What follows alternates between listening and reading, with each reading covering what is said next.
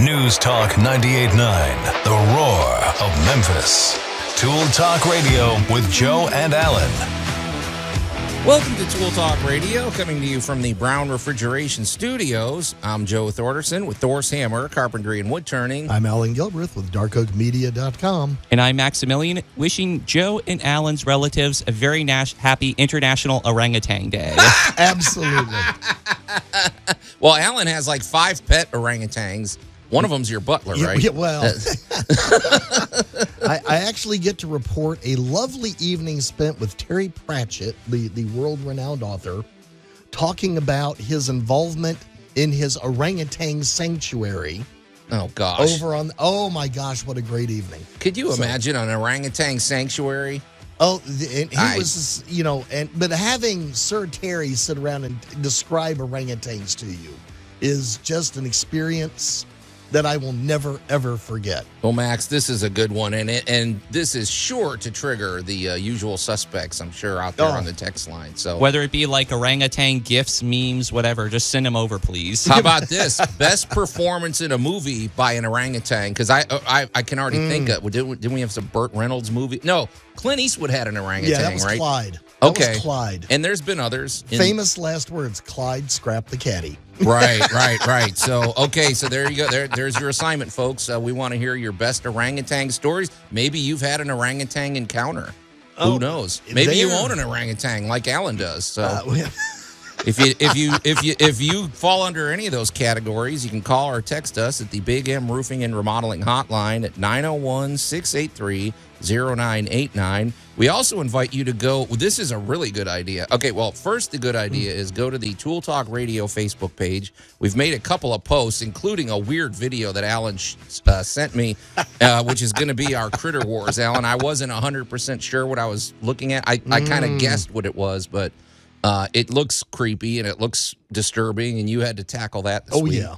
And then after you've done that, head over to the Royal Retreat Studio. Head over to the Royal Retreat Studio cams on the News Talk 98.9 The Roar Facebook page. For one thing, the studio is painted, Allan. Yes. It looks pretty cool, man. I wasn't sure I would like this new color, but it looks really good. It looks really radio-y. Once they put it back together, we got it happening in here. Well, and Max, it's very cinematic in here today. Max changed the lighting, and it really plays off the microphones. It looks good, man. Looks like an interrogation chamber. Kind of, but it's fitting for this stuff. But so check it out. You can watch the show. Don't do it while you're driving, as we always say. So, well, Allan, we got quite a bit to get to, and it's always a fun challenge of what are we actually going to get to, and what's going to be left for next week. But definitely we are going to get, like I said, to your Critter Wars. Also, in Allan's Week in Review, you got to a couple of things. Fire caulk and storm strapping are becoming sort of,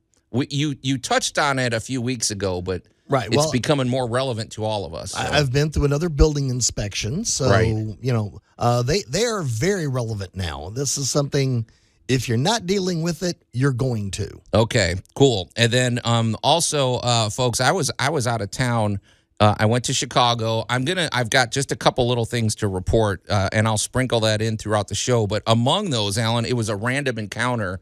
I'm calling this pallet-topia. Allan, I was kicking myself that I couldn't get my phone out in time, but I saw the biggest conglomeration of pallets I've ever seen when I was on the train in Chicago driving, and I passed it so fast I didn't have a chance to get photo evidence. But we're going to discuss that because you think you're familiar with this location. I am very familiar with that location. Okay, and I learned some other good lessons on this trip that I'll share with you.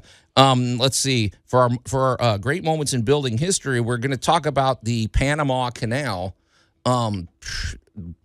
What a relevant, I'm just thinking how influential that one construction was. And it's also the anniversary of when it was first opened for ships this week. Right. Do you have the date, Max? I believe August 14th. Okay, so August 14th, 1914. Right. A lot of 14s. And Allan, I hope you've got the all the information about how it was constructed, because that's kind of what we're gonna obviously, and then we will want to talk about the relevance of And why the it was obvious drama behind its construction. It Right, passed right. a lot of hands. Right. Let's just put it that way. We've got a must-have item of the week that came through big time for Allan. I mean, that thing saved your hide, right? Oh, my goodness, yes. Okay, What so an amazing invention. okay, and so we want to, and I think that's it. I'm not going to tease anything else, even though I got a whole page full of notes here, Allan. So, and as we said, you're probably going to want to weigh in today on where you stand with International Orangutan Day, because that's bound to, affect a lot of our listeners. Sit, stand, I'm sure. or swing. So, Allan, I wanted to just say something right out of the gate. So, I went to Chicago for 3 days, and this is one. I took the trip by myself, but I did meet up with a lot of people. And Right. so, I spent about half my time in Chicago, and of course, I went to a Cubs game. And the Cubs game I happened to go to was epic, and I'll share that shortly. But and then I spent the other half in the suburbs, which is a totally different experience. The suburbs and Very city different. life. But I did experience something. Basically my mindset was I am going to take the Forrest Gump approach to this trip. And you know what I mean? Like in the movie Forrest Gump, he just sort of lived his life. He went out and did things, and all sorts of interesting things happened. And he met a lot of varying different kinds of people. And I mean, I think the world was better for, the way, you know what I mean? He interacted with humanity in a good way. Well, he wandered randomly And truly explored it. Yes. and I did the same thing. And I was going through all it's a very weird experience when you go home. I don't know if you, how often you get back to West Texas or anything, but there's all these things that as a kid or a teenager, you walk past them and didn't even give them a second glance. And then when you come back 20 something or 30 years later, you look at it with new eyes, and it's like, gosh, I was surrounded by really interesting and cool people and all this. And I really came to appreciate it. And it made me realize every day here in Memphis or, in your own hometown, how many really great people and great sights are we surrounded by that we just walk past, we take it for granted. And I could go we on should a stop 2-hour doing that. commercial for Memphis at this point, believe me. Right. Yeah. So it's nice to do that every now and again. Get out of town and get a new fresh perspective. And so, folks, if there's things in town here in Memphis, or there's things in your hometown that maybe you need to go stop and go sit in that park, or go or talk to that person down the street. Some of my favorite people are these people. Are the customer service people I get at my favorite gas station every day. They always set my morning off on a nice note, and it's just a simple thing. But anyway, so that's there out on the table. Oh, Allan, one more thing that's out on the table is we never really wrapped up our discussion about favorite home designs. So let's throw that into the mix, too. We got quite a bit, and so we want to hear from you at the Big M Roofing and Remodeling Hotline on all of this, 901-683-0989. This is Tool Talk Radio. We're going to take a quick break, and we'll be right back. Tool Talk Radio with Joe and Allan. Everything that has transpired has done so according to my design. News Talk 98.9, the roar of Memphis. I wish I could say that, Allan, but that never happens. Not at my house. Anyway, welcome back to Tool Talk Radio, coming to you from the Brown Refrigeration Studios. I'm Joe Thorderson with Thor's Hammer, Carpentry and Wood Turning, here with my buddy Allan Gilbreth from darkoakmedia.com and our pal Max over there behind the glass. You can call or text us at the Big M Roofing and Remodeling Hotline at 901-683-0989, and we strongly encourage you to do that. We have several items out on the table already, Allan, including the fact that today is International Orangutan Day, and we've put it out there that if you've got a favorite orangutan, if you've got a favorite performance in a film by an orangutan, if you've got an orangutan encounter you want to share with us, this is the time to do it. I mean, of all days. And then after you do that, head on over to the Tool Talk Radio Facebook page. Check out the posts we've made there, including a weird video that Allan sent me that's going to be the feature of our Critter Wars today. And then after you do that, head on over to the Royal Retreat studio cams and watch the show over at the News Talk 98.9, the Roar Facebook page. And Max, I really like the way you lit up the studio today, because we have two sets of lighting in here.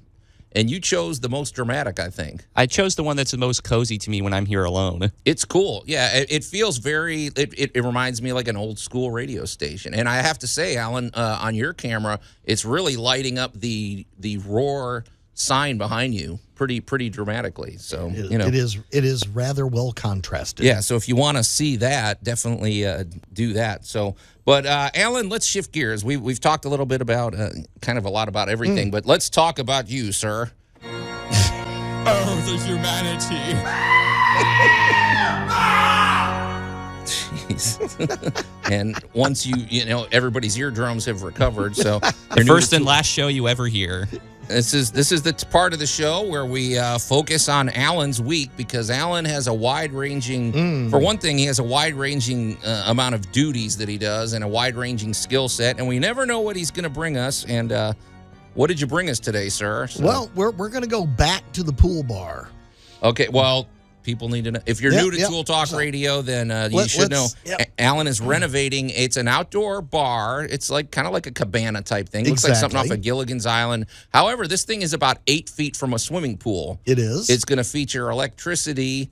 Allan's basically you're keeping the guts of the thing, and then you're resurfacing, you're redoing, and you also have to consider electricity, and you're converting it into a greenhouse for the winter. Exactly. All right, that's the summary of what you're working on. That's the quick summary. So of this week, of course, everybody gets all excited, like, oh, we're going to do all this painting and we're going to do all this concrete work. And I'm like, no.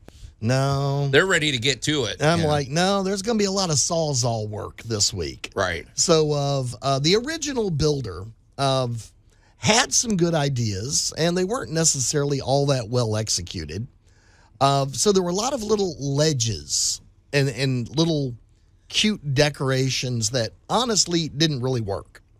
In what way did they? So strength wise, or they? Well, people bumped into there was them, like a lip that went all the way around it that stuck out about 2 inches. Oh, perfect place for a kid to hit their head. Perfect place to hit your head, for a wasp to build a nest. Right. For the wood to hang over. They had tiled the top of it. And, of course, the wood underneath it had warped and twisted and broke up all the tile. Right. So, kind of welcome to, these were great ideas, but weren't the most stable things in the world. So I went, okay, here's what we're going to do. We're going to revamp this. So we're going to get rid of all of this little weird lightweight trim, and we're going to come back in, and we're going to reinforce this baby with 2x6s. Now we're talking. Yeah. So pressure treated 2x6s, and we went around the bottom of it and put in basically a kick rail.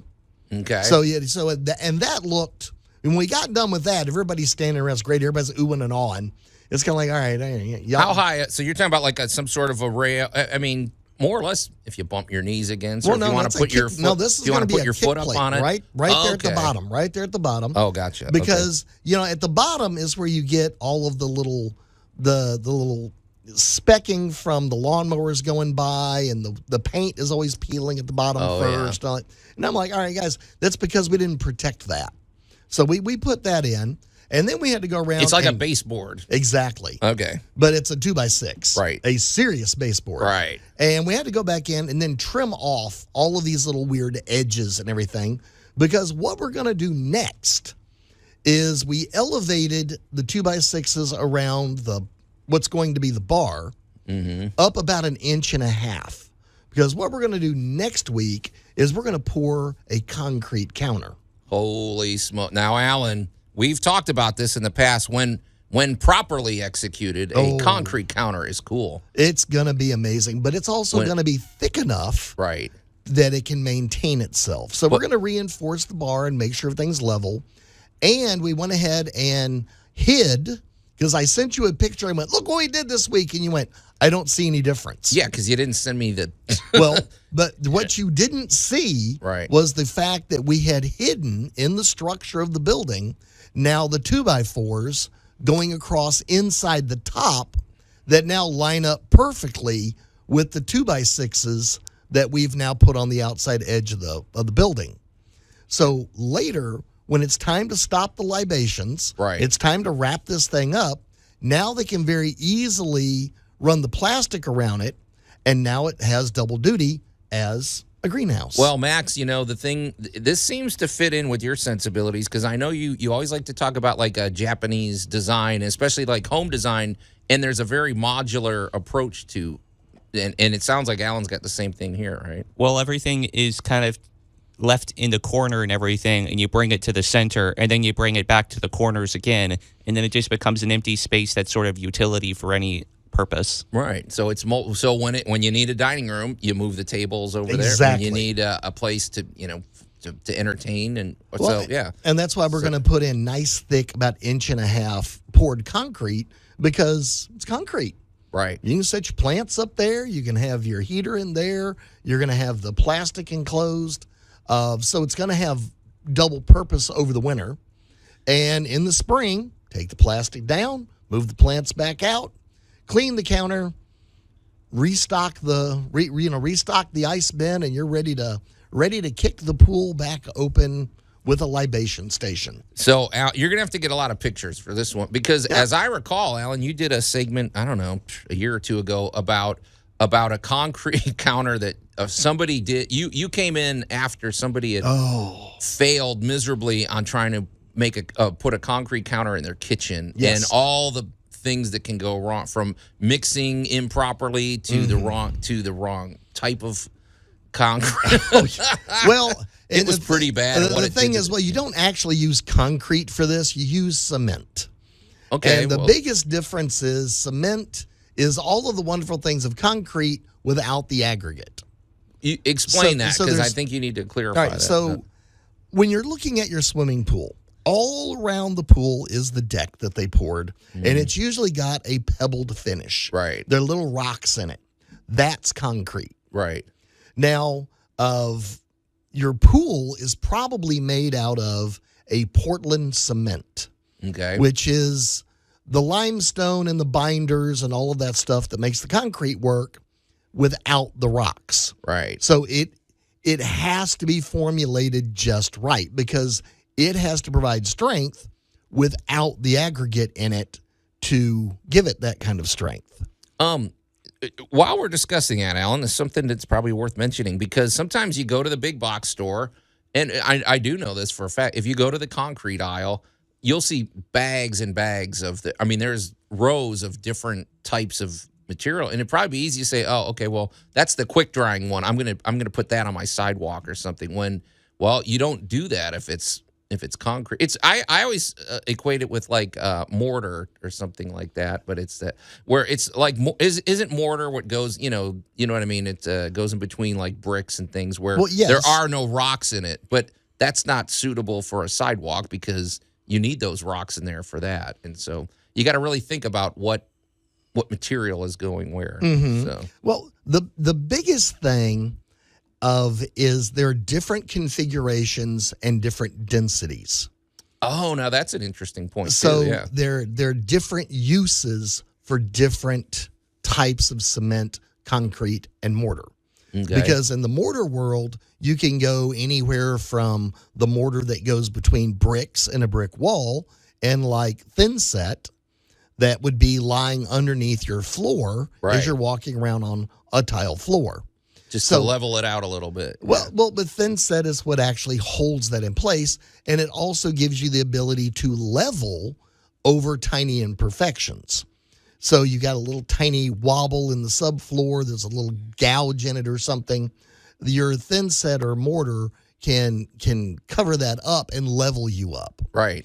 Now, when you start into what's going to last longer, concrete always wins. Sure. Concrete is the most durable stuff ever. And as we've learned from the Romans, concrete can even last thousands of years if it's mixed right. Well, if you put salt water in there, it you regenerates got a little salt water, itself. some volcanic ash. Or blood. Right, or blood. Yeah. Whatever's available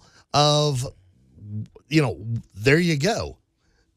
Alan, real quick, dispel a myth for me. Somebody told me, and I don't work with concrete as much as you do, but is fast drying concrete less strong than just regular? Because they told me, well, it dries quicker and the chemicals don't have a chance to do their thing or something. Is there any truth to that, or is that just... all right, the trick is concrete doesn't dry. concrete cures. Right. It's a chemical process, and you have to look at what was the concrete designed to do.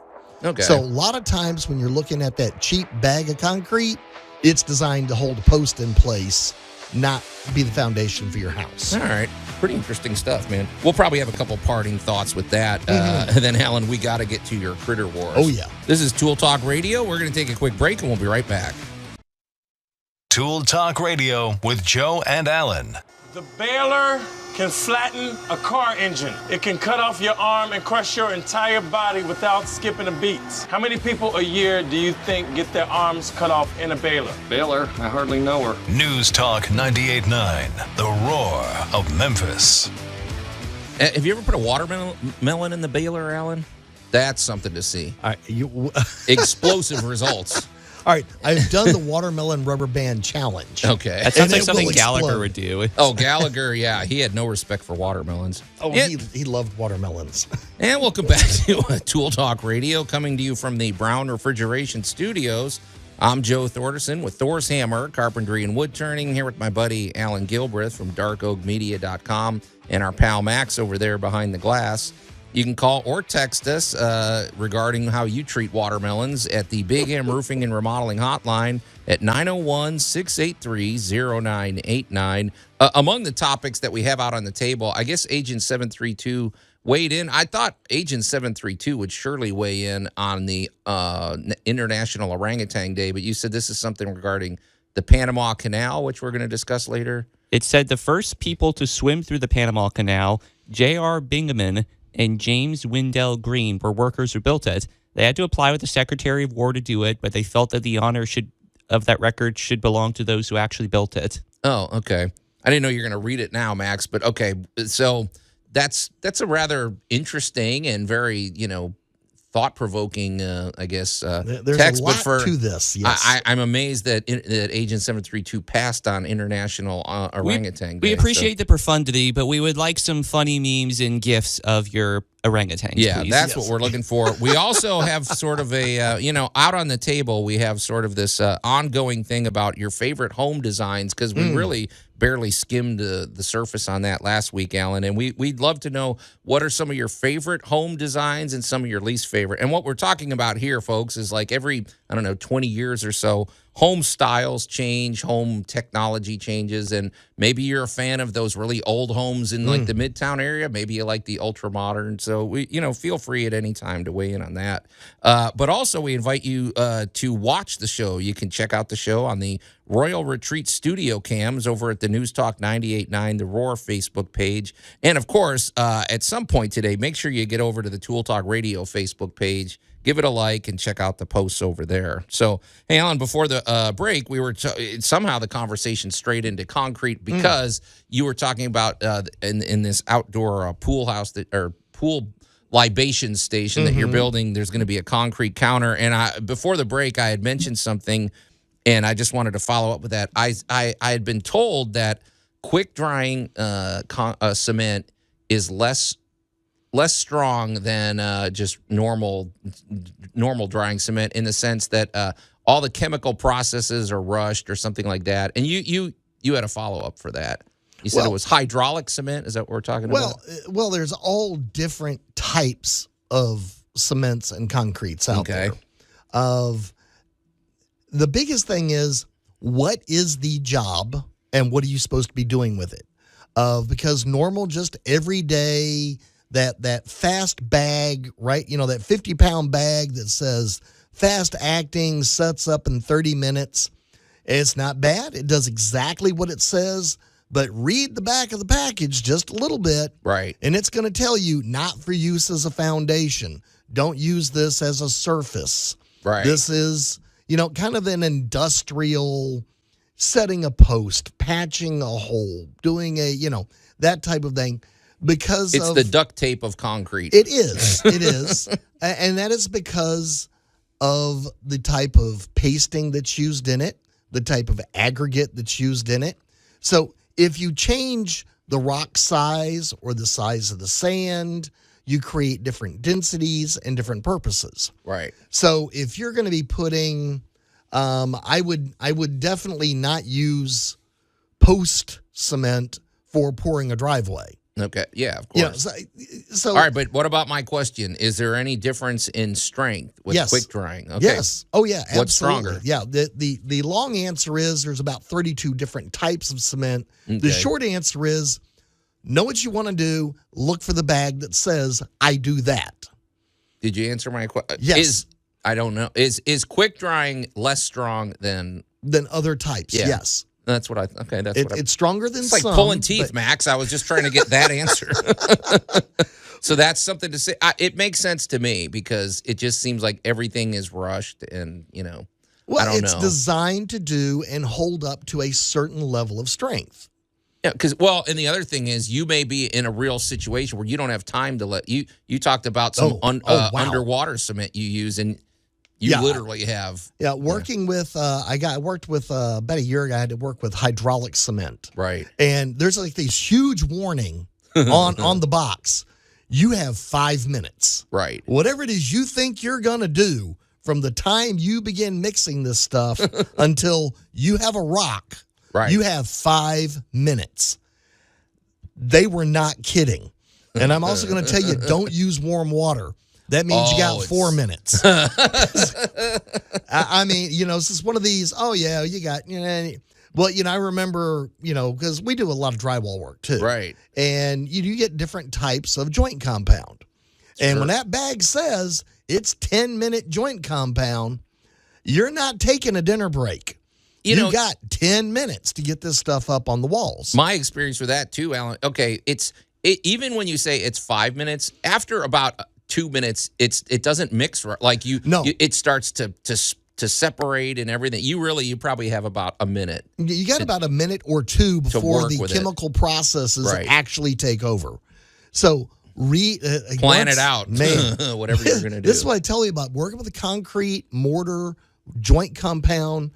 Know what you need it to do and read that bag, because this is why when you walk through the big box store, there are 40 different bins. Right.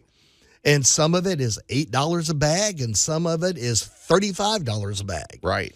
And, to the average person, it's just all concrete. And feel free to ask questions. But and get on Google and research. That's what Google's for. I'm telling you, look at those instructions, because it'll tell you plainly, hi, I'm a Portland cement, and you want to use me for the following purposes. Right. One last thing, too, Alan, as long as we're talking about concrete, one thing I noticed that there might be this mindset about, I got this big wheelbarrow full of concrete, and I want to do this thing here, and I'm just going to dump it in this mold that I've made. Well, make sure that there's no layer of dirt or dust on there. It may seem like concrete could conquer that, but that's basically a barrier where it's not going to adhere to the Correct. lower level, and it makes a huge difference. Especially it's worth the time to clean it out, and that, because concrete is not this invincible product. It's actually can be very brittle if it's not done correctly. Well, I've got a job coming up where somebody had a landing in the back that was all concrete,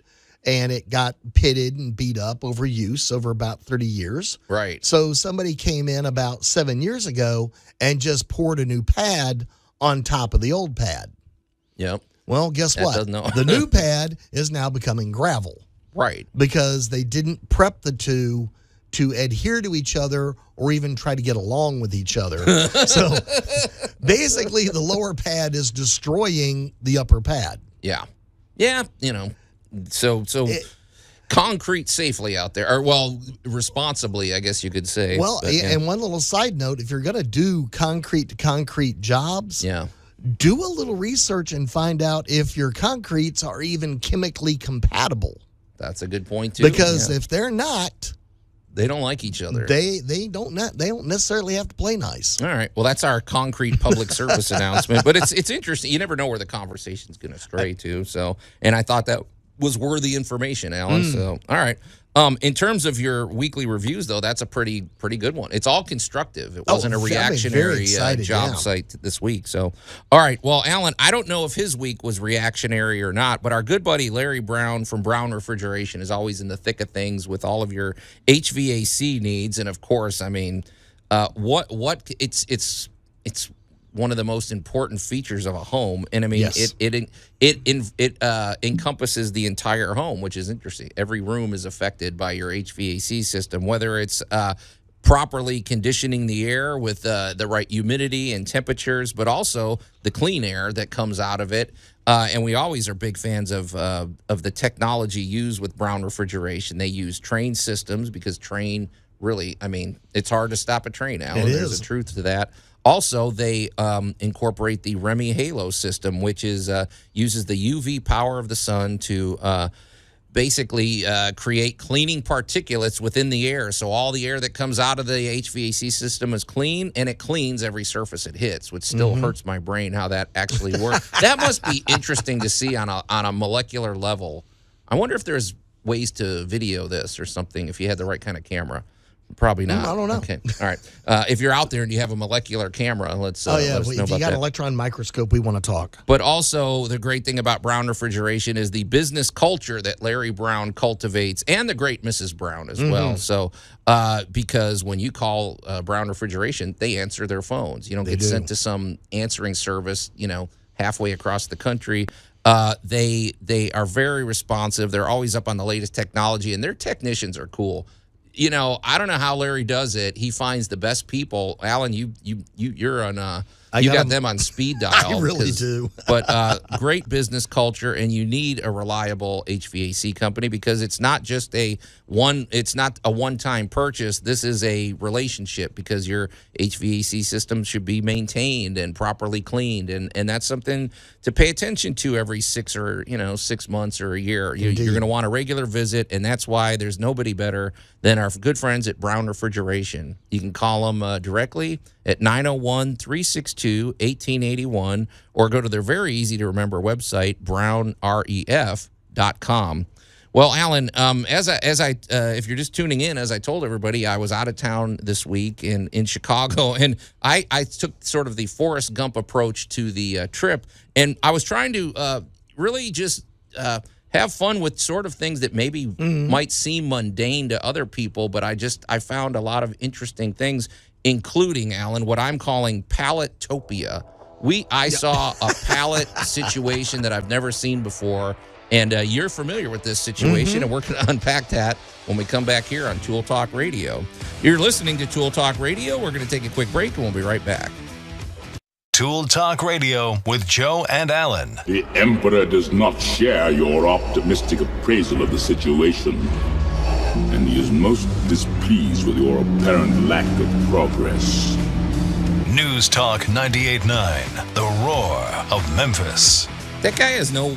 he's not very good at motivating his subordinates. I mean, you can't just give them death threats if they don't get the job done, Allan. Well, I don't know. Maybe for you, that's just par for the course.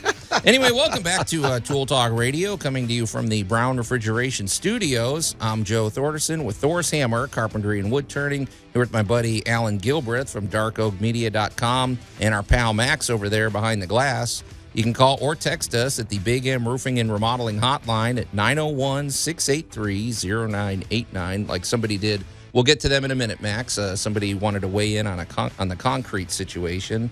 We also invite you to go to the Tool Talk Radio Facebook page and like the page, share the page, check out the posts we've made. And then while you're over on Facebook, scoot on over to the News Talk 98.9 The Roar Facebook page. We just had company on the camera. Yeah, we have some exciting news to share at the top of the next hour about our visitor that came in.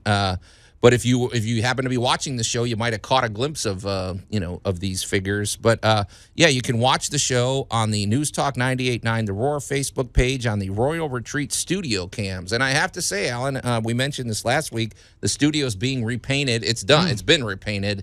I wasn't sure I would like the color because it seemed like it was a little dark, but it looks good. I mean, whoever did the decorating in here knows their stuff. It looks really good on camera, and the way Max, we're always talking about the importance of lighting, and Max, you outdid yourself. The lighting in here looks good, man. So it's really hitting the surface as well. So if you want to see what that looks like, scoot on over. So, hey, Allan, in a minute, we are going to talk about my pallet encounter when I visited Chicago. But first, Max, you said somebody weighed in on the text line regarding some concrete.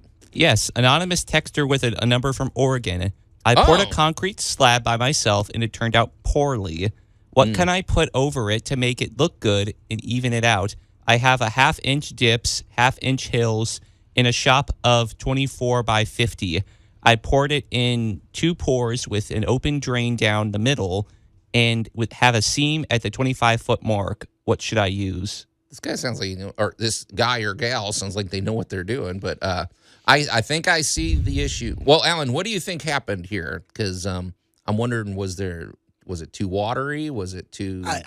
Well, yeah. Without actually, we need a little more information. Yeah, without actually having a picture of, or actually wanting to know what the finished product is supposed to be. Sounds like a big pour too, man. This was not a small pour. Yeah. This was a fairly big job, and I'm gathering that they're unhappy with the actual surface. Well, it sounded like they need to repair. There's what was it, Max? Half-inch dips and things or bigger.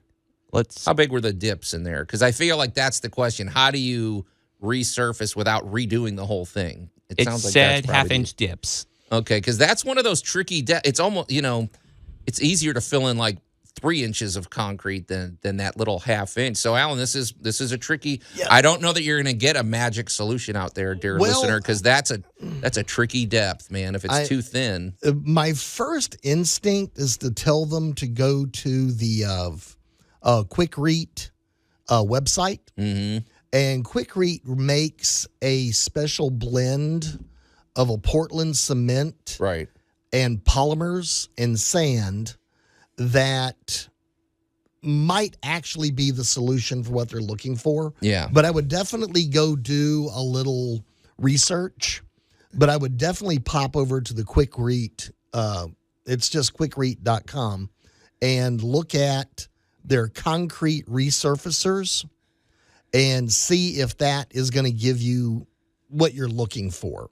Because I think since this is probably a shop, that's what I'm wondering, if there could be oil. I don't think we're worried about exterior forces. I'm more interested in the interior forces.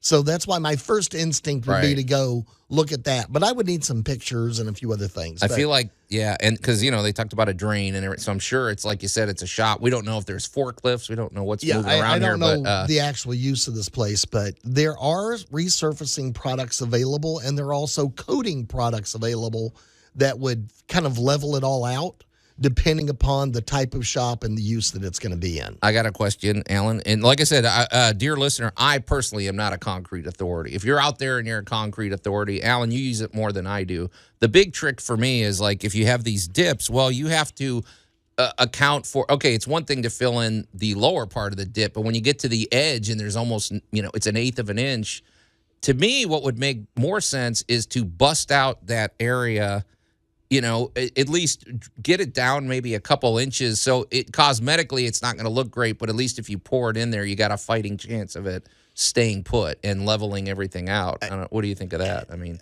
again, or throw a shop mat over it. Well, again, it depends on what room do they have left. Yeah. Are we looking at just how are we looking to do this? So, some measurements are great, pictures are better. But again, if you're looking at being able to do, it just depends on exactly what the damage is.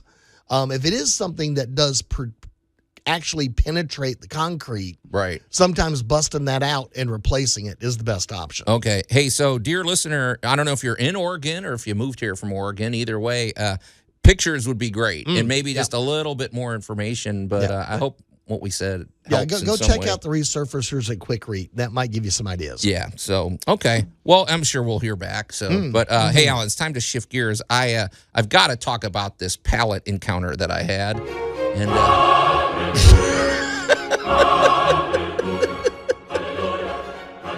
Max, I think that is very appropriate music because, okay, so Allan, as I said, folks, if you're just tuning in, I went to Chicago for a few days. I caught a Cubs game, of course. I did some pretty exciting things, but I was on the train. So if you're not familiar with Chicago, you have the downtown and then the suburbs, and a lot of people like to take the train out to the suburbs. So in between, like when you get out of the city, there's kind of this industrial kind of part of the city you pass through because I mean it is a hub of America. I mean it's right there.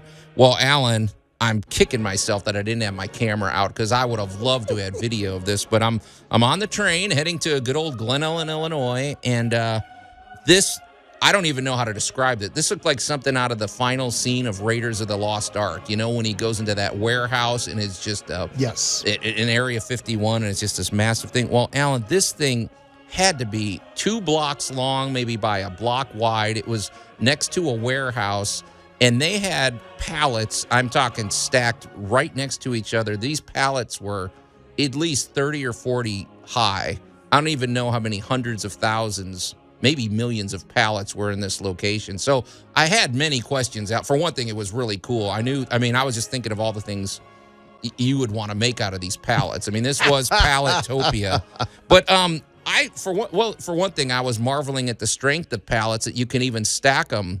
Because they don't look like anything, and you could stack them 40 feet tall, and they hang in there. But what was this place? You think you know what I'm talking about? Like, well, yeah, and it's near railroad, so I feel like yes, that's relevant because maybe there's loading and exactly shipping going on. But exactly what you were looking at was a pallet depot. Oh,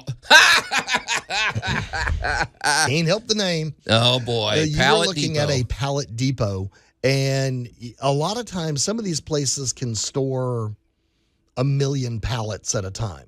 This looked like it could. This looked like that kind of place. So when you consider the amount of freight in motion at any given moment in this country, we are honestly talking millions of pallets are moving right now as we speak. Sure. Trains, they're trucks, on a train, whatever. they're on a truck. There's, Okay, Allan, but here's the thing. This is outside in Chicago weather, which can be harsh and everything. I was trying to figure out, okay, some of these pallets, they're in the middle of the yard. Who know? How do you get to them? What is the weather doing to these? What is the rain and the sun and everything? To me, it really speaks to the durability of pallets. They just look so simple, but they're kind of an architectural marvel, really. If you can treat them this way and they hang in there, okay, it's impressive. You're about to open the discussion as to why is the space shuttle long? Okay, here we go. I knew Allan would take us in the. Okay, so. Well, all right. What you're looking at is how form and function have come to shape a lot of how we do things. Okay. So imagine, if you will, an invention redesigning how you think about something. And I'll get deeper into that when we come back. Okay, redesign. But and the space shuttle somehow this ties in. We can tie it all together. Okay. Roman chariots, space shuttles, and pallets. I wonder if you can Google image this. Surely there's pallet. I'm sure there pallet is. Wait, what did you call this? A pallet depot? It's a pallet depot. Okay. Too bad there's not a store, Pallet Depot. I'd be be. there all the time. Hey, Allan, I don't know where hour 1 went of Tool Talk Radio, but it's in the can. It's in there for posterity, so we'll... Anyway, but hour 2 is coming up, and we got a lot of really interesting things to discuss, including our discussion and great moments in building history, all about the Panama Canal.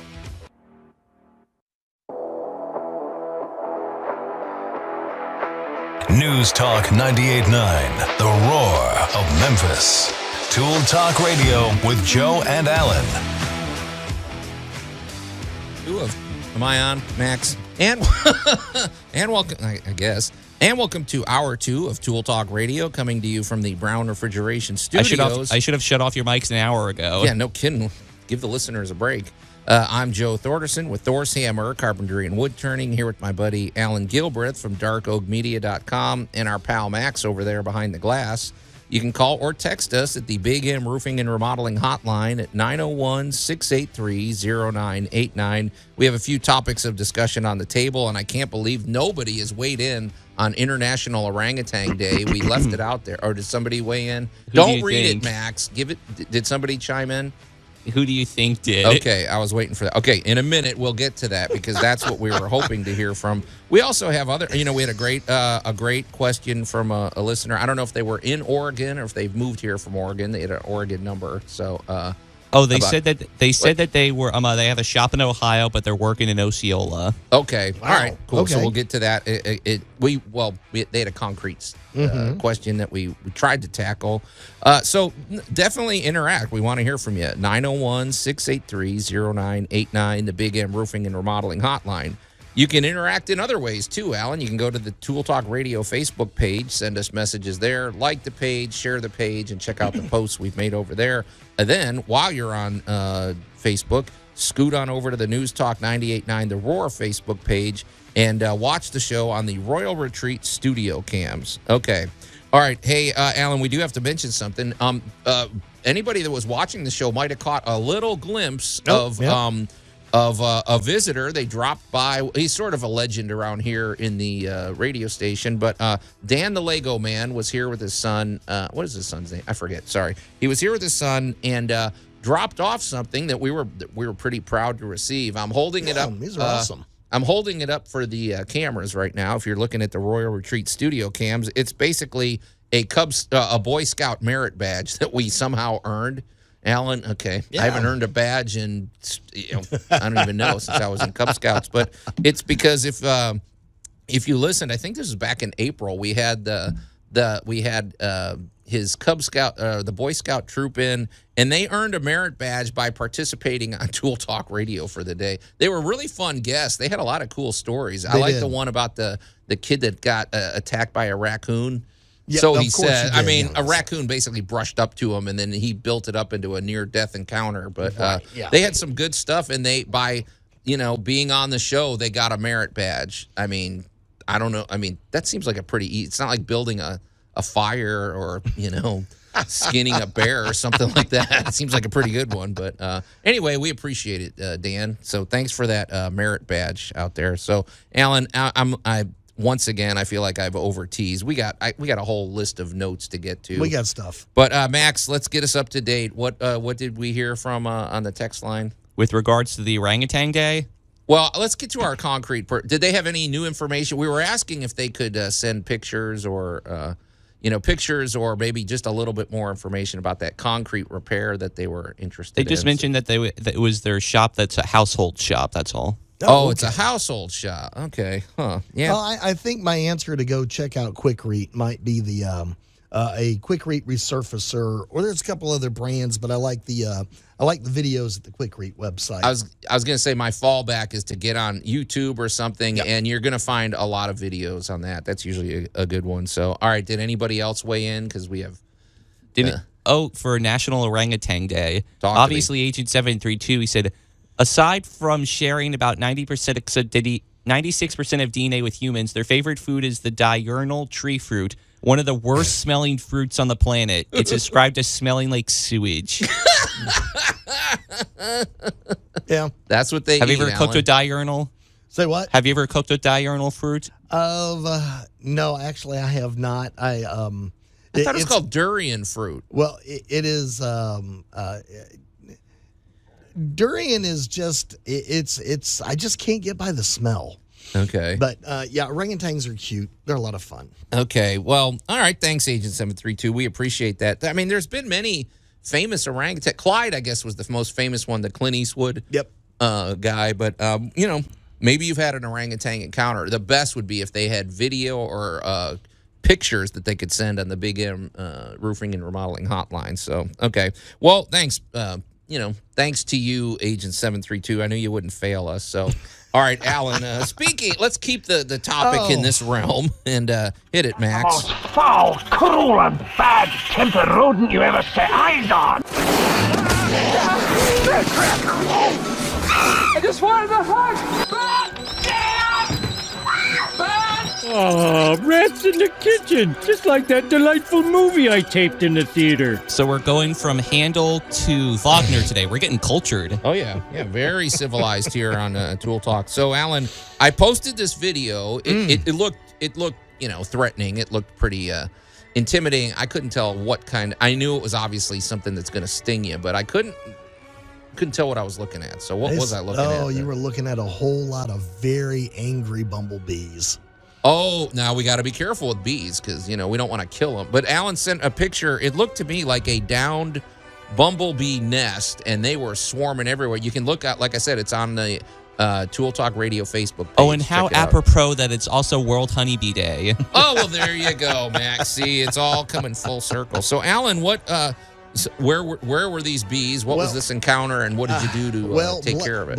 Bless their little hearts. Of a homeowner had some old compost barrels. Okay. And these are the things that had all the holes in them and stuff. They made a great idea, but terrible idea actually. Yeah, critters love those things. Yeah, well, exactly. And bless their heart, they were cutting their yard and they bumped one of these things and wasps and stuff come all flying out. So I went over and barrel number 1, just walked over to it, snatched the lid off, and the entire lid was completely covered in wasp nest. Okay, well, so maybe that's a lesson of what not to do, folks. Well, you never know. Popped it open, flipped it over, and left it open to the sunshine. And I figured I'd get to the next barrel the next day, right? So you just left it alone. What did the wasps have to say about this? They were all gone the next day because their little home had been invaded, and now they were open to the air, and they went away. Okay. So they went on to go be wasps somewhere else. All right. So now we get to the next bucket. And go over to that one. Bucket number 2. And bucket number 2, take the lid off. It's full of old grass and stuff. Right. And, of course, you begin to hear the hum. Oh, so boy, yeah. I left the lid off. So the next day I go back, and I flip the whole bucket over. And needless to say, the occupants were not happy.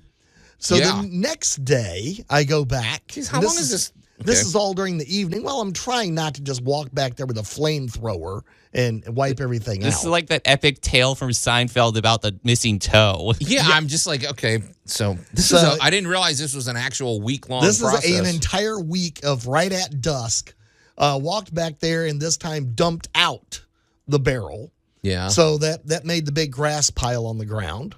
So the next day, oh my gosh, okay. I go back over with the shovel and I flip the thing open and break it open so that the sunshine can get to it. The nest has been disturbed, and now they can bumblebee off to go be all the bumblebee they can somewhere else. So you didn't slaughter any of these creatures, huh? Well, you just kind of made it where they didn't want to live there anymore. Okay, and I hope that you didn't put the barrels back. I guess the barrels are not going to be. Oh no, the barrels are going to become planters for something else. They're not going to get. They're not going to attract bees and wasps. Well, it took a while to get there, but at least you didn't. You were very humane, Allan. I got to give you credit on that one. Well, but the idea was be careful cleaning up your yards right now because there are a lot of these critters out there. All right, there you go. Be careful. You're listening to Tool Talk. Yeah, be careful. You're listening to Tool Talk Radio. We're going to take a quick break, and we'll be right back. Tool Talk Radio with Joe and Allan. What is the most inspiring thing I ever said to you? Don't be an idiot. Changed my life. Whenever I'm about to do something, I think, would an idiot do that? And if they would, I do not do that thing. News Talk 98.9, the roar of Memphis. Hang on a second, Allan. I want to write that down. It's probably a good idea.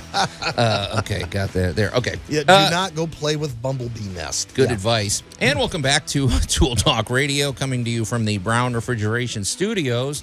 I'm Joe Thorderson with Thor's Hammer, Carpentry and Wood Turning, here with my buddy Allan Gilbreth from darkoakmedia.com and our pal Max over there behind the glass. You can call or text us at the Big M Roofing and Remodeling Hotline at 901-683-0989. Like a very responsive listener who didn't leave their name, but just sent us some pictures, and we'll respond to that in a minute, Max. But we've been tackling a concrete conundrum that they're having, and we'll unpack that in a second. So perfect example of what we're looking for, though, Allan, that kind of interaction. Speaking of interaction, you can interact with us on Facebook. Go to the Tool Talk Radio Facebook page, give us a like, check out the posts we've made over there, and share the page. And then go over to the News Talk 98.9 The Roar Facebook page, and you can watch the show. And I have to say, the studio is looking pretty good, Allan. I can't comment on you and I, but the studio looks great. And you can watch those on the Royal Retreat studio cams. So, Allan, we got a lot to tackle. Let's do this, Allan. So, Max, throughout the show, we had a listener had a really interesting conundrum. We're talking about concrete. They have they sent pictures finally. So during the break, we looked at the pictures, but their basic problem was they poured a concrete floor. It looks like some sort of a home workshop or something. A pretty big space. I don't know. From what I could see, it looks like probably about 20 by 25, something like that. And they were having issues with little dips and low points in the concrete. And I have an opinion about it. They sent a picture, and they had poured different forms, different sections. To me, Allan, I think maybe part of the problem is the sections were very big. And so if you pour something and you've got to use one of those concrete poles to smooth it out, that's a tricky thing to do. And maybe the better option is to make smaller workable sections, like maybe an 8-foot section rather than a 20-foot section or so. I don't know. What do you think? Well, I mean, it could be right. The thing is, you have to smooth those surfaces at the proper time in the pour and the curing process. So leave it alone, because the temptation is to keep working with it, right? Well, the temptation is to probably do too much too soon.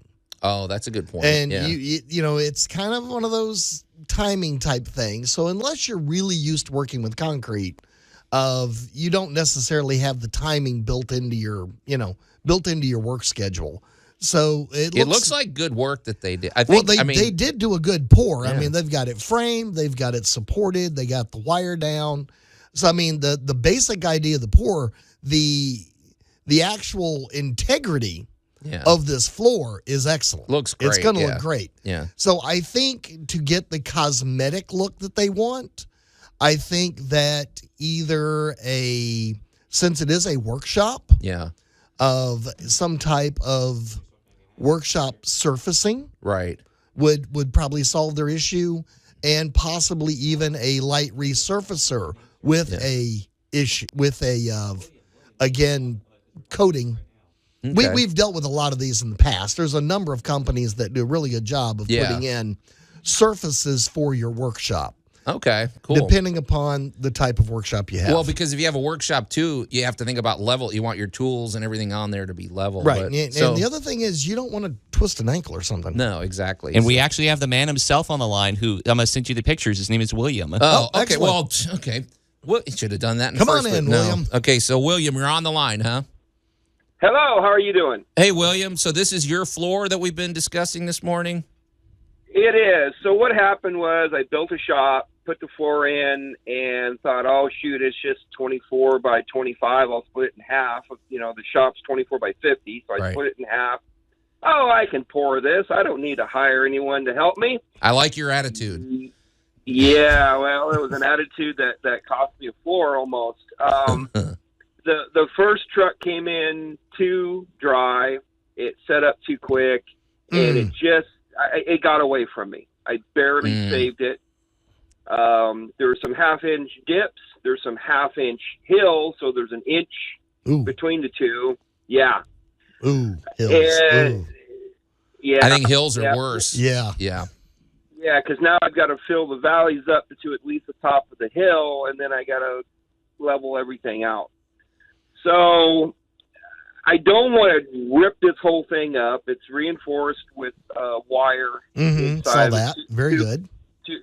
And it was almost $5,000 $2,400 in concrete, two $1,200 pours. Yeah. And that was a couple years ago. I just don't know what can I put over it so that it won't crack. I was curious if it's cracking. Are you getting cracks on there, William? There's a few. Okay. There's a few. Is that because it was dry, Allan? You think? Okay. Yeah, I think because it dried too fast.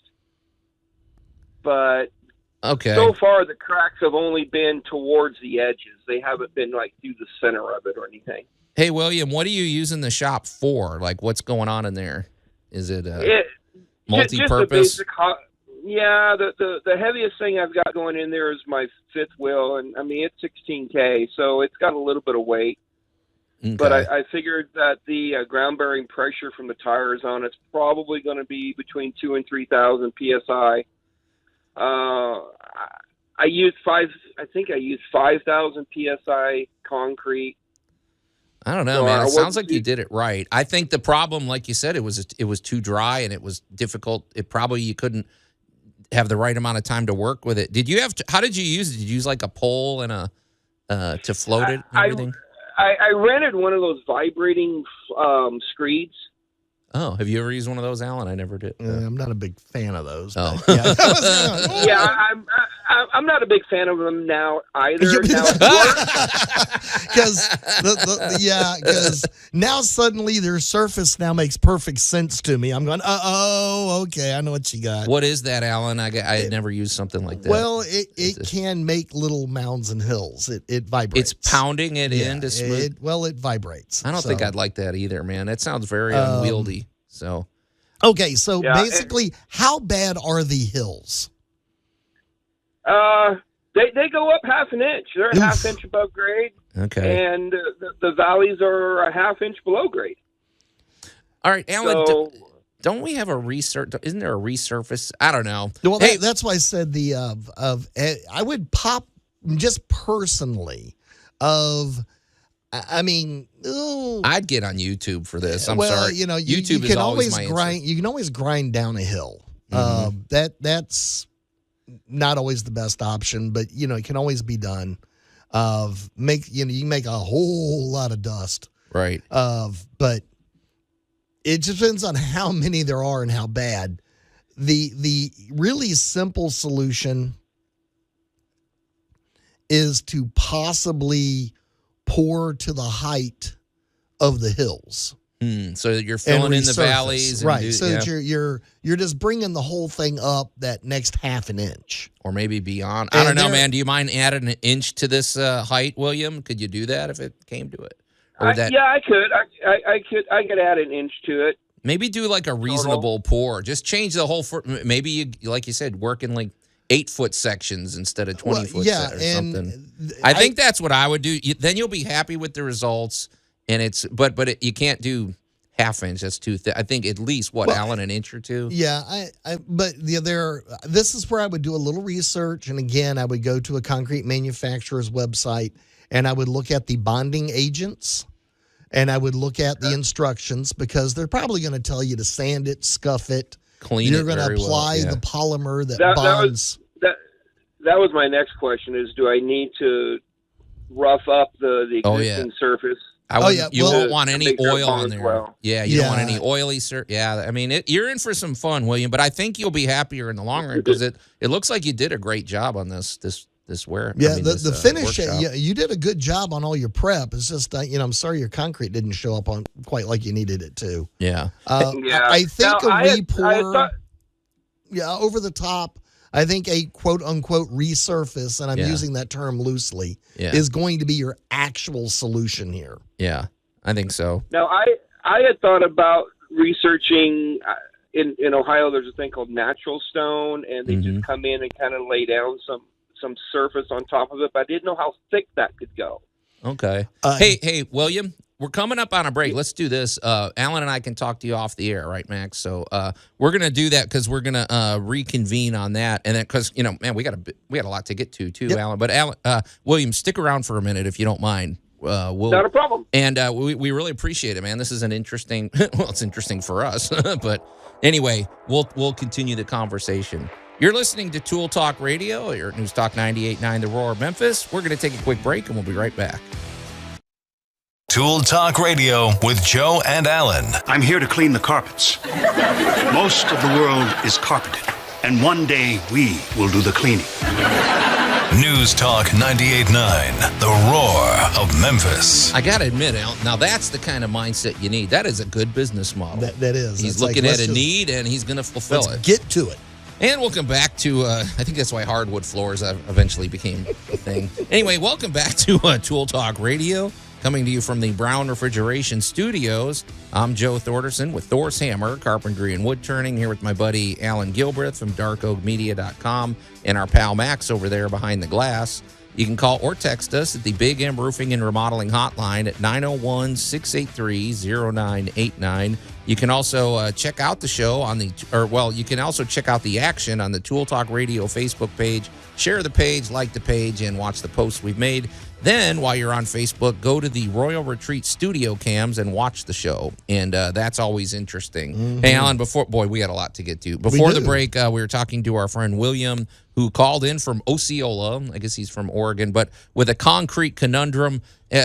Because of time constraints, Allan, we had to talk off the air, but you gave it, we had a nice conversation with him off the air. You gave him some really good advice. We're not going to unpack it here, but William's going to do a follow-up report. So stay tuned, folks. But okay, so yeah, we'll get to that because, I mean, we can't make the whole show about concrete. Well, we can't because other fish to fry. Well, we can also make it about the other protections of your home. Talk to me. Because, we got our buddy Jay Hill, and over at Big M Roofing, they specialize in the exterior protection of your home, of course, featuring the roof. Mm-hmm. And they are a GAF Master Elite builders and supplier. The products they bring out are second to none. The crew is amazing. You and I, full disclosure, both have Big M roofing roofs over our houses. Many of my customers do too because I've referred them. So. And we greatly appreciate the amazing work they can do. So the biggest thing is they're also, Jay Hill is also a ex-insurance person. Is ex the way I say former, Allan? I'm going to say former ex, but ex sounds like it was an ugly breakup. So no, it wasn't. It was a beautiful thing because there's nothing quite like having your advocate speak the same language as the person from the insurance company. That's true. So, ladies and gentlemen, if you have any exterior of your home needs, or it's time to look at that roof, or you've had any roof damage, there's been a lot of that this year. Oh, yeah. You need to get hold of Jay Hill over at Big M Roofing, and you can reach him on his cell at 901-484-5645, or you can reach their office at any time at 901-379-8184. What about their website, Allan? Absolutely. You love their website because it is bigmroofingandremodeling.com. And our roofs might be featured. He has a lot of roofs. There's a lot of pictures of roofs on there. So, we love good old Jay Hill with Big M Roofing and Remodeling. So, all right, Allan, let's get to it, my friend. And now, great moments in building history. I guess this is building, right? I mean, there was construction involved. There's a lot of digging. We've been talking about a lot of digging today, but we're going to talk about the Panama Canal, which used a lot of concrete. Yes, I'm sure it did. Hydraulic concrete too. So, Allan, looking at it might not occur to everybody exactly where the Panama Canal is, but it separates two bodies of water, and it's how long is the Panama Canal? It is roughly 50 some odd miles, 51 miles, 82 kilometers. When you look at a map, it's looks like nothing, but that's still a lot to dig through. You're separating two types of water. There's a lot of interesting features to this. Well, let's go back to our favorite series of world fairs. Okay. Because as you're getting up to 1900, right, the world was now an engineer and a designer's oyster. Keep in mind, everything goes. People wanted to do things. We were there for it. 1904 is when the construction started. And basically the idea was we need to get a boat from one ocean to the other without sailing all the way around the world. And this goes back to the people who first discovered America. The fact that, like the Spaniards, if they wanted to get to the Pacific Ocean, they'd have to go all the way down through the Strait of Magellan in South America. So they wanted to make things really easy by just cutting through. It's called an isthmus, which is an area divided by two sides by water. Okay. Of course, the Native Americans and the Vikings would have something to say about your claim, Max, about the Spanish being first, but whatever. We're not getting into that. But you make a good point. So, all you have is a 50-mile difference. I wonder if anybody ever tried to carry their boats over it. But anyway. Actually, horribly, there are a lot of cases of where you had to build boats on the other side. Right. You just kind of transferred across. No, this made a lot of sense. It's like when you really look at it. So basically here it is. I mean, because this is also the era of building the Titanic. Sure. This is bigger, better. We can do anything. Right. We've got concrete. We've got steam power. Electricity is coming into play. So keep in mind, this is 1904. And the world looked at a map and went, right, it's only this big right here. Think of what that would do for commerce and exactly travel, everything. So welcome to the challenge that began to be the Panama Canal. Can I just say one thing, Allan? Dive in. This is just, and maybe this is something for another topic, but you just made me think of something. This is 1901 or 1904? 1904 when we started. Okay, before... what, man? Technically, it began with the French in the 1880s, but they failed at it, and they kind of stuck the project on America. Okay. This is a little thought exercise. I'm just wondering if airline travel had been a bigger thing in this era, would the Panama Canal have been? No, I guess it would have still had to be built. No, it would have been built. Okay, go ahead. Oh, no, Sorry. it was going to happen. Yeah. Okay. So, all right, now keep in mind, it's 1904, and this is the era of the Titanic and bigger and better and all that. And, they really sat around and they said, okay, if we're going to build this thing, how big of a boat can we actually get through this? Because it's not a canal. We call it a canal. It's not a canal. It is a series of water-driven elevators. Whoa, that's interesting. You are going from lock to lock. Mm-hmm. So what we're doing... So you're closing one end and... Because the two oceans aren't the same. Right. And I know that's hard for people to imagine because all of the oceans are connected, but because of the shape of the earth and gravitational forces... And the consistency Ocean of the water. And the Pacific Ocean are not at mix. the same level. They're not the same thing. And that's where the French constructors went wrong because they tried to build it at a sea level canal as opposed to, as you said, a lock canal. Right. It cannot so you need happen. An entrance. Yeah, right. It cannot happen. That's interesting. And the other thing that would have happened if the French had been successful was they would have contaminated both oceans. Yeah, real quick, folks, if you want to do something interesting, go on YouTube. There's lots of interesting videos. What would happen if you mix Atlantic Ocean water with Pacific Ocean? They don't mix. It's like oil and water. Not at this point. So, yeah, you're right. You got to keep them separate. So, all right, you ready? They decided that the biggest boat that would probably ever be built was going to be about 1,200 feet long. How long does it take? If you can imagine, all right, that's pretty good. Yeah. All right, today we have boats bigger than that. We have cruise ships. Which is no shocking. Kidding. Yeah. So, but here we go. How does this work? You bring your great big shipping container boat into the canal. Mm-hmm. It's going to basically lock you in, and then it is going to raise or lower you to the next lock. Nice. So you talk about, now guys, this is 1904 technology. Think of the stresses on those doors. Oh my gosh. I mean, that is a lot. The millions of tons right. that are being moved. Best example is, I'm going to pick on Star Trek again with the episode where they had to save the whales. Mm-hmm. And Scotty was doing all these calculations and Kirk is like, I don't get it, Scotty. What are you doing? He goes, all the water, Captain, all the water. It's not just whales. Right. You got to consider the weight of the water and the pressure. So now it is the weight of the boat, the weight of the cargo, and the water that has got to be raised or lowered. So basically, it's a big series of elevators. So if you pull up in, you're going to get raised up to the top of the canal, go across, and then you get lowered back down to the ocean, and off you go. Right. The problem we're having right now at this moment is Panama's having a little bit of a drought. Well, that changes things too. I mean, rain and lack of rain and everything else. You got to have enough water to run this thing. It's a really engineering marvel. Water is also the additional enemy because if you look at the construction history of the Panama Canal, you also have to think about the other battle that was being fought against the mosquitoes.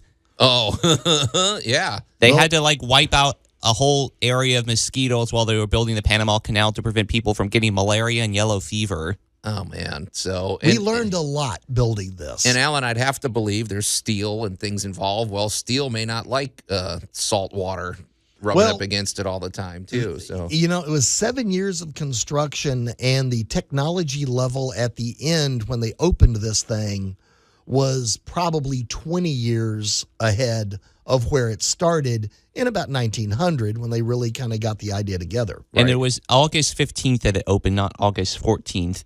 And then okay. it was the most expensive project at the time, costing about $375 million. In 1901, so I can't imagine what. Yeah, we make movies for that now. Who funded this, Alan? Because it benefits a lot of countries, not just So America did. They also had to pay $40 million of that to the French because they gave the project. The French gave the project to the Americans. Okay. So really, the marvel. Okay, there's digging, but it's those gates and things that have to, and then the hydraulic and pumps think about that have the to, pumps, right? And the amount of water, and also think of the timing. Yeah. Whoever's in charge of that water flow better be paying attention. Don't go to go to your lunch break at that time. You think you get annoyed at a traffic light? When do you get stuck in a canal trying to get these boats back and forth? And it's like air traffic controllers. We saw what happened a few years ago when that one ship kind of got turned stuck sideways into Suez, and what that did to trade and everything. But what a impact it made on the world once it was finished. So gosh, there's a lot. It cut literally months off of some trips. Oh, yeah. So there's more to discuss. This is cool. The great moments in building history. Our topic today is the Panama Canal. And we're going to continue the conversation when we come back here on Tool Talk Radio. Tool Talk Radio with Joe and Allan. Good news, everyone! Someone's home is on fire! News Talk 98.9, the roar of Memphis. Okay, Max, I don't know how to respond. I don't know how to respond to that without getting sued. But anyway, welcome back to Tool Talk Radio, coming to you from the Brown Refrigeration Studios. I guess it's always good to look on the bright side of things, Alan. I don't know what the bright side is. That's the insurance agency. Am rejoicing it? I guess. I'm Joe Thorson with Thor's Hammer, Carpentry, and Wood Turning, here with my buddy Allan Gilbreth from darkoakmedia.com and our pal Max over there behind the glass. You can call or text us at the Big M Roofing and Remodeling Hotline at 901-683-0989, which people have been doing both today, Alan. We had a really great conversation with our buddy William with his concrete conundrum, and there'll be a follow-up report. We had great conversation off the air because we kind of ran into some time constraints, but I think he's on the right path now, Alan, and he's going to let us know how that plays out. You can also, we also invite you to interact with us on the Tool Talk Radio Facebook page. Check out the posts we've made over there. Share the page, like the page, and, join the Tool Talk Radio community. And don't forget, you can take us with you anytime you'd like because we are podcast. Oh, yeah. At both YouTube and Spotify. So just pop over to tooltalkradio.com, subscribe, and give us a like. Great. Absolutely. So now you guys are a portable force. Oh, yes, yeah. We're a mobile force, Max. So also, while you're, while you're on your phone or we're on your digital device, go to the News Talk 98.9 The Roar Facebook page and watch the show on the Royal Retreat studio cams. Speaking of the Royal Retreat, Allan, I'm sure you've got something to talk about with them. Oh, absolutely. We start talking about family dynamics and planning and looking forward to the future of having a plan for assisted living. As they like to say over there, you worked really hard all your life. It's time to get pampered. That's right. Relax, And if your parents are in that situation, you want them pampered. So yes, you want to know that they're being taken care of. Exactly. That is it exactly. So 6551 Night Arnold Road. Get where I can read the little business card here. Yeah. Over Night Arnold Road, and that is right at Kirby Parkway, between Germantown and Collierville. Right. It is literally right off of 385, just moments away. So it's a good location, great spot. Go check it out and get a tour. Go look at the facility because, as we love to say, especially in our business, look ahead and have a plan. Yeah, especially with something like this because we all get older, folks. And I mean, it's something, it gives you peace of mind. And I know it sounds crazy, but the process is actually kind of fun. Once you get empowered, there's a really exhilarating feeling that happens. Need to know what you're doing. Yep. So they can reach Lana Candela at 901-563-2210. And like I said, ask questions, get a tour, and be informed. Hey, Allan, in a minute, we're going to get back to our Panama Canal discussion. But I'm looking at my notes here, and I think this is good. We don't often do this, but I think let's keep there's going to be themes that maybe they'll continue for the next few weeks or something. Okay. So because we didn't even wrap up our palette discussion. We didn't wrap up our home design. So we'll kind of carry over some of those themes. So folks, if there's something that you wanted to chime in on, you can always do it next week too. So, but Allan, we were talking about the Panama Canal and what a massive.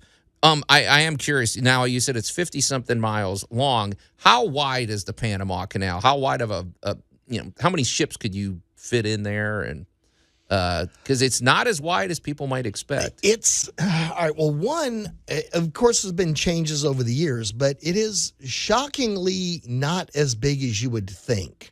Basically, you've got a canal and a lock, and they bring the boats in. And a lot depends on the size of the ships. Mm-hmm. And the other little thing I'm going to bring in is the amount of tugboats that are at work here. They need to be in there, yeah. Because, well, a lot of these ships are so massive, if they were to hit the big propellers, they could actually damage the locks as they're being elevated and pushed through up and down. So they're turning off their engines and getting pulled through, basically? There's a lot going on in this. If you look at it from above in the air, it just kind of it oddly looks like rice paddies. Yeah. Because you got the different levels going up, and then you have the main stretch at the top, and then, you look at how they elevate back down. And a lot of things that happen is a lot of water has to be moved constantly up and down through these pumps. Sure. So you're looking at the lifting power. When we talk about hydraulics, you're looking at just purely the lifting power and buoyancy of water. And not only that, but things get extra complicated, especially since it's Panama. Not only are you dealing with mosquitoes, but you're also dealing with the rainy seasons. Oh, right. Imagine the additional water levels. that could happen. And keeping mud from just filling up spilling into it. Hey, Allan, you said something that sort of it didn't trigger me, but it reminded me of something. Because you told us quite a while ago about the Bermuda Triangle, and one of the reasons ships have a tendency to sink and why there's, atmospheric problems for airplanes has to do with the the amount of bubble, what is it, the carbonation, you could almost say, of the water. So water has so many properties, and it affects the way a boat will float on it and everything. And so it's keeping this water separated properly, because I'm guessing you have to pump one type of water in one channel, and then another type and another. I don't know, man. There's chemical reactions here. There's a lot to think about with this. It's not just digging a valley and letting the water flow through, man. If you watch one of the coolest things ever is you need to go to YouTube and look at and watch a lock chamber. Mm-hmm. A lock chamber is roughly of about a football field wide and about 1,000 feet long, about 300 meters long. Okay. So when they push a ship into this thing, it's at one level of water. Right. And then the gates close, and the huge roar of these pump engines. And the way the Panama Canal is laid out is you've always got one boat going to the Pacific and one boat going to the Atlantic. Right. So what you have is this conveyor belt of boats being raised and lowered.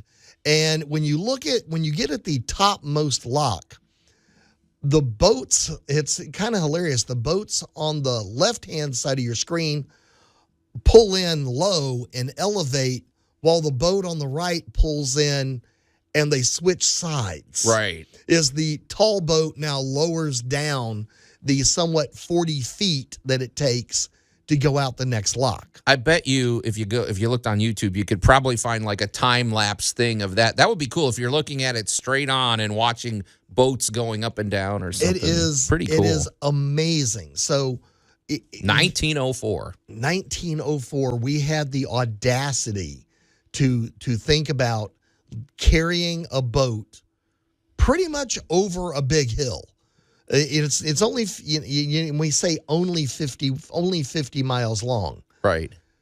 Have you ever walked a mile? You ever tried to walk 5 miles? Oh, yeah. Think about running. That is 2 Greek marathons.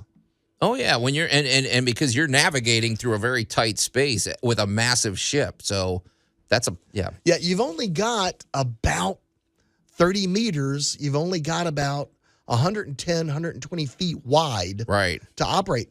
So these boats are snug. Mm-hmm. The modern vessel, there's not a lot of room, just kind of hanging out in there. Right. So, but you said too, one of the problems now is if you don't have enough water for this to operate. Yeah, they have rainy seasons and they have dry seasons. Right. Kind of welcome to modern weather. So, there's very realistic thought that you could get a big enough boat in there and not have enough water to shove it up to the next lock. Allan, do these gates go... Okay, because I'm thinking you have to have a gate that basically goes up and well, the doors swing open and close. I was going to say, so it swings open and close. Right. Well, because of different water levels, it's not like you can have a door that swings open and it's 20 feet lower than a ship, because if water levels go down, then it's going to rub against the bottom of the... So these doors have got to be massive, and they are maintaining them huge. and keeping them watertight. I don't know, man. That is it's such a bigger project than it sounds like. And considering that it runs 24 hours a day, 7 days a week, and never stops. And I'm sure you could look up the statistics and find out how much product and how many ships a year and everything travel through the Panama Canal. Hundreds of billions of dollars worth of commerce pass through the Panama Canal. And how many miles it saves on a trip, not having to take the long way around by doing that. So, I don't know, man. That's a cool one. That's definitely a rabbit hole to go down on YouTube. It's a lot of fun to watch. I just love watching the boats get raised and lowered, because these are massive ships. And welcome to the power of water. Well, Allan, it was the show. I don't know. It flew by again today. There was a few things we didn't get to, but never fear. We'll get to those next week. But the clock waits for nobody. It's time to get out of here. So on behalf of my buddy, Allan Gilbreth, and our pal Max over there behind the glass, and all of our great listeners today, I'm Joe Thorderson. Thanks for listening to Tool Talk Radio, and we'll see you next week.